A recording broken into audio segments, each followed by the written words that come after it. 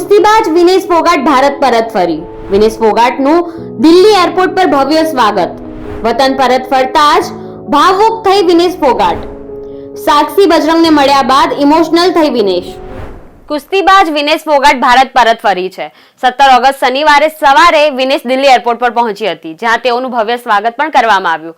સ્વદેશ પરત ફરતા જ વિનેશ પોતાના આંસુ કાબૂમાં રાખી નહીં શકી અને રડવા લાગી હતી, જેનો વિડીયો હાલ સોશિયલ મીડિયામાં ખૂબ જ ઝડપથી વાયરલ થઈ રહ્યો છે.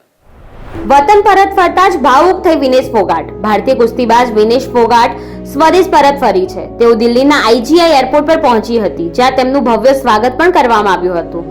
આ દરમિયાન રેસલર બજરંગ પુનિયા અને સાક્ષી મલિક પણ જોવા મળ્યા હતા. બજરંગ પુનિયા અને સાક્ષીને મળ્યા બાદ વિનેશ પોતાના આંસુ કાબૂમાં રાખી ન શકી અને રડવા લાગી હતી.